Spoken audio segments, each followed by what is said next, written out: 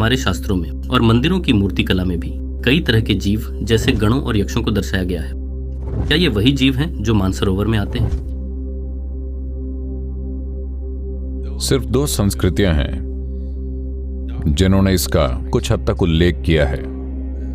भारतीय संस्कृति में ये बड़े रूप में मौजूद हैं।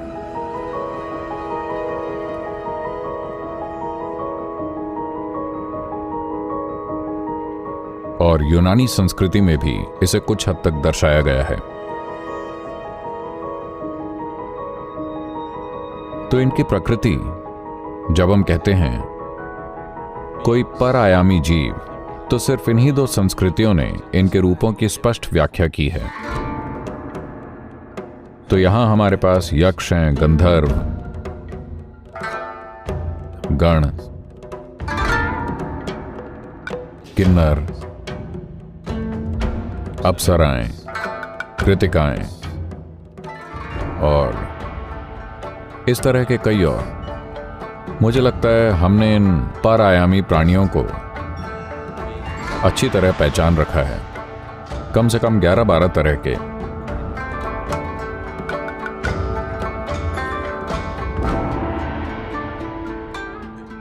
यूनानियों के पास भी ऐसी ही संख्या है, शायद अगर इतने नहीं भी तो कुछ कम होंगे, पर उन्होंने भी इनकी पहचान की है। मुझे लगता है कि एकमात्र जगह, मैं कभी वहां गया नहीं हूं, पर लोग मुझे बताते हैं कि इस तरह का सबसे अच्छा पुस्तकालय अड्यार, चेन्नई में है। थियोसॉफिकल सोसाइटी पुस्तकालय में एक विशाल संग्रह है तंत्र संबंधी किताबों का, जो इन सभी पहलुओं के बारे में है। इन पहलुओं की खोज आध्यात्मिक प्रक्रिया के मुकाबले तंत्र में ज्यादा होती है, क्योंकि वो हमेशा खोजते रहते हैं कि कैसे किसी ऐसे तत्व का इस्तेमाल किया जाए जिसके पास उनका काम करने के लिए जरूरी शक्ति, बुद्धि और पहुंच हो। वो हमेशा खोजते रहते हैं कि कैसे किसी चीज को गुलाम बनाकर उनके फायदे के लिए इस्तेमाल किया जाए।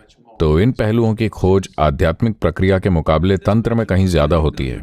लेकिन आध्यात्मिक प्रक्रिया में मुझे लगता है गौतम बुद्ध ने खुद इन चीजों की काफी चर्चा की है कि कैसे उनकी साधना के दौरान उनका सामना तरह तरह के जीवों से हुआ, जो कि उनके साथ होता ही है जब कोई कुछ खास पहलुओं में प्रवेश करता है। खास तौर से जब हम एक और जगह पर काफी चीजें हुई हैं, पर खास तौर से जब हम ध्यान लिंग की प्राण प्रतिष्ठा की ओर बढ़ रहे थे, तो इस तरह के जीवों का वहां रोज आना होता था, हर तरह के। मैं उन्हें श्रेणियों में बांटकर उनको नाम नहीं दे सकता कि ये था, ये वो था, लेकिन वो साफ तौर पर अलग अलग थे, इतना तय है, इसमें 2 राय नहीं है। एकदम साफ तौर से अलग, उनकी ऊर्जा, उनका रूप, उनका सब कुछ, ये सब वहां थे, पर मैंने ध्यान नहीं दिया। पर एक और जगह पर मैंने इनमें से कुछ पर ध्यान दिया है, लेकिन ये कई तरह से बेकार है, क्योंकि इनमें से कोई भी, कम से कम जो मुझे मिले, कोई भी मेरे लिए कोई आध्यात्मिक महत्व नहीं रखता। तो अगर मैंने उन पर थोड़ा ध्यान दिया भी, तो जैसे ही मुझे ये आभास हुआ कि यहां कुछ नहीं है, तो मैंने उन चीजों से अपना ध्यान हटा लिया, क्योंकि इनका कभी भी कोई आध्यात्मिक महत्व नहीं था। उनका सिर्फ अस्तित्व में महत्व है। अगर आप अस्तित्व को खोजना चाहते हैं तो हां, लेकिन अगर आप इसे जानना चाहते हैं तो वो किसी काम के नहीं है, क्योंकि वो बस एक दूसरे रूप में है और आपके जितने ही अनजान हैं। शायद कुछ अलग तरह की क्षमताओं वाले, जो आपको अविश्वसनीय लगेंगी, पर मुझे यकीन है कि आपकी क्षमताएं उनको अचंभित करती होंगी, नहीं तो वो नहीं आते, है ना? जैसे वो आपको असाधारण लगते हैं, आप भी उन्हें असाधारण लगते होंगे, इसीलिए तो वो आते हैं। इन दिनों मुझे इतना आराम नहीं है, पर उस समय घर के चारों ओर कोई दीवार नहीं थी और सुबह हर दिन लगभग 5:45-6 बजे जब सूरज उगता है, मैं रोज आकर बाहर कॉरिडोर में बैठता था। और मंदिर अभी तक बना नहीं है, मैं मंदिर को बस अपने मन में बना रहा हूं। हर रोज वहां बैठकर उस तरफ देखता हूं जहां मंदिर आना चाहिए। मैं बस, क्योंकि मेरे पास पैसे नहीं है, सामान नहीं है, मैं बस उसे अपने मन में देख रहा हूं। उस समय पर इन जीवों ने वहां काफी समय के लिए डेरा डाला था। वो सब आड़े टेढ़े आकारों के थे, पर सभी 2 आयामी, जैसे कि गत्ते जैसे चल रहे हैं, घूम रहे हैं, यहां वहां शोर शराबा करते हुए बस वहां घूम रहे हैं हर समय। कभी कभार मैं उनको नजरअंदाज नहीं कर पाता था क्योंकि वो इतना शोर मचाते थे। और कभी ऐसा होता था कि घर के दूसरे लोगों ने कुछ आवाजें सुनी, कुछ आवाजें और शोर सुना कि मैं किसी से बात कर रहा हूं, और वो बाहर आकर देखते थे कि मैं किसी से बात नहीं कर रहा था। वो समझ नहीं पाते थे, पर कुछ सुनाई देता था। मैंने कभी कुछ नहीं बोला, पर वो तरह तरह की आवाजें निकालते थे। हमें समझना होगा कि आवाज मतलब जिस तरह की आवाज हम निकालते हैं वो सिर्फ हम निकाल सकते हैं। जब मैं कहता हूं वैसी आवाज, पक्षी एक अलग तरह की आवाज निकालते हैं, पर हम दोनों फ्रीक्वेंसी के संदर्भ में एक सी आवाज निकाल रहे हैं, लगभग एक सी। इसलिए हम एक दूसरे को सुन सकते हैं। यहां कुछ और तरह के जीव हैं जो एक अलग तरह की आवाज निकालते हैं जिन्हें आप नहीं सुन सकते। तो आमतौर पर ऐसे जीव अलग तरह की आवाज निकालते हैं जिसे आप नहीं सुन सकते, पर ये ऐसी आवाज निकालते थे, हमारे तरह की आवाज, यानी कि लगभग उस फ्रीक्वेंसी रेंज में जिसमें हम बात कर सकते हैं। या तो वो विशेष रूप से मेरे लिए ये आवाज निकाल रहे थे, या फिर वो भी ध्वनि उच्चारण की उसी श्रेणी के हैं जिसके हम हैं। मैं इन सब चीजों में नहीं गया क्योंकि मेरा समय निकला जा रहा था। मेरी रेत फिसल रही थी, इसलिए मैं ईंट जमा रहा था। मैं वहां बैठकर ईंट जमा रहा था क्योंकि मेरा आधार तेजी से खिसकता जा रहा था।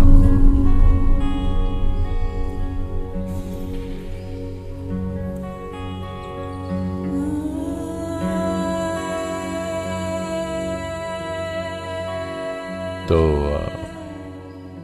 अगर उनके ध्वनि उच्चारण की फ्रीक्वेंसी हमारे जैसी है, तो यह भी संभव है कि उनके विचार भी लगभग हमारे विचारों की फ्रीक्वेंसी के हों। उनका शरीर भी लगभग इसी पदार्थ का हो, शायद बिल्कुल एक जैसा नहीं, पर मिलता जुलता हो। नहीं तो आपकी आंखें उन्हें इतनी आसानी से नहीं देख सकती। वैसे अगर आप एक खास स्थिति में हैं तो इन दूसरी चीजों को भी देख सकते हैं, पर इतनी आसानी से नहीं जैसे कि आप हर दिन किसी और चीज को देखते हैं। तो क्या ये यक्ष या गंधर्व या गण हैं? मुझे नहीं लगता, क्योंकि वो उनमें से किसी भी विवरण में फिट नहीं बैठते जो हमारी परंपरा में बताए गए हैं। गंधर्वों को सबसे सुंदर इंसानी रूपों की तरह बताया गया है। यक्ष थोड़े अलग तरह के हैं, पर लगभग इंसानों जैसे ही हैं। गण पूरी तरह विकृत मतलब इंसानों जैसा रूप नहीं है। तो ज्यादातर मंदिरों में जो आप देखते हैं वो गण हैं। उन्होंने वहां गण इसलिए बनाए हैं क्योंकि मानव चेतना को आकार देने में गणों ने एक महत्वपूर्ण भूमिका निभाई है, क्योंकि शिव खुद एक गण है।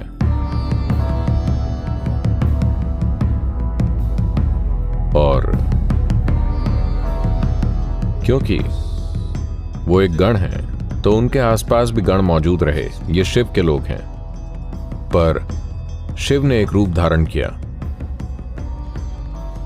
उन्होंने एक मनुष्य का रूप धारण किया ताकि वो मनुष्यों के साथ प्रभावशाली हो सके, पर उनके दोस्त अपने पुराने ही रूपों में रहे।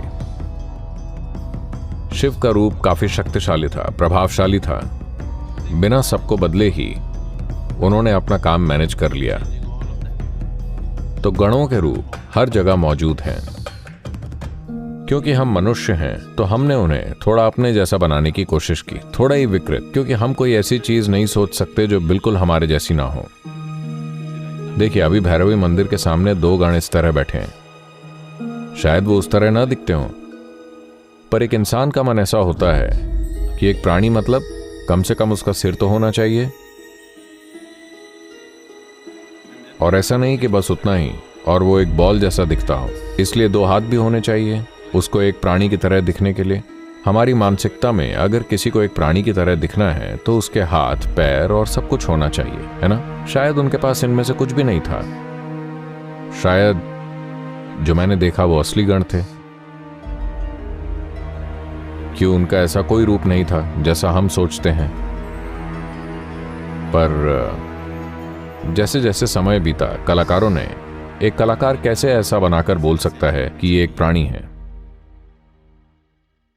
अगर मैं आपको एक आड़े टेढ़े आकार का कागज दिखाकर बोलूं ये एक प्राणी है, तो आप उसे नहीं मानेंगे, है ना? कम से कम उसे थोड़ा तो इंसान जैसा काटना होगा ये बोलने के लिए कि ये एक प्राणी है। कुछ तो ऐसा, आप साफ साफ ऐसे बने हुए हैं, हम उसको थोड़ा ऐसा बना दें और बोलें ये एक प्राणी है, तो आप बोलेंगे चलो ठीक है। कम से कम एक सिर, शरीर, कुछ हाथ पैर, कुछ तो चाहिए, है ना? ताकि इंसान का मन उसे समझ सके। तो जैसे जैसे समय बीता, शायद ऐसा हुआ होगा, कलाकार उन रूपों को बदलते चले गए होंगे, इस हद तक कि हमने गणपति को गजपति बना दिया। हमने गण को एक हाथी बना दिया, जो कि एक बहुत बड़ा बदलाव है ना? कोई छोटा बदलाव नहीं है, बहुत बड़ा बदलाव। गणपति मतलब गणों के मुखिया, इसका यही मतलब है। तो ऐसा नहीं है कि उन्होंने जाकर किसी का भी सिर उड़ा दिया और लगा दिया। उन्होंने गण से कहा, सुनो, मैं तुम्हारा सिर लेकर इस इंसान के शरीर में लगा देता हूं, कम से कम तुम आधे प्रभावशाली तो रहोगे। मैंने खुद को पूरी तरह मनुष्य का रूप दे दिया है। अगर मैं तुम्हें इंसान का शरीर दूं, सिर्फ सिर हम नहीं बना पा रहे हैं, तब भी तुम काफी प्रभावशाली रहोगे। और वो प्रभावशाली हैं, है ना? हमने उन्हें स्वीकार किया क्योंकि उनका एक मनुष्य का शरीर है और गण का सिर। अगर वो पूरे गण होते तो हम उन्हें बाहर बिठाते, उनकी पूजा ना करते। हमने गणों को मंदिर के बाहर रखा, पर गणपति को अंदर ले आए, क्योंकि वो हमारी तरह दिखते हैं। तो शिव ने ये सारी चीजें सोचकर ही ऐसा किया होगा। शायद उन्हें कम से कम एक सहायक की जरूरत होगी जो थोड़ा तो मनुष्य जैसे दिखता हो नहीं सकता क्या? शायद वो बस वैसे आए जैसा हमने उन्हें मानसरोवर में देखा, बस यूं ही झुंडों में, बस ऐसे ही, एक खास तरह से। वो जानते थे कि इस रूप में वो काम नहीं कर सकते, तो शायद उन्होंने यहाँ की मिट्टी से खुद को बनाना चाहा, पर खुद को ठीक ठाक आकार ना दे सके। कुछ ऐसे हो गए, कुछ वैसे। मनुष्य में भी तो सभी एक जैसे आकार के नहीं आए, है ना? तो उस तरह से वो कई आकारों में बन गए और उन्होंने सोचा चलो ठीक है, जब तक कि एक आदमी स्वीकार करने लायक दिख रहा है तो चलेगा। शायद कॉन्फ्रेंस में जाने के लिए शिव को एक और आदमी चाहिए था, तो उन्होंने उस गण का सिर लेकर इंसान के शरीर में लगा दिया। शायद तब किसी उद्देश्य के लिए ऐसा किया होगा।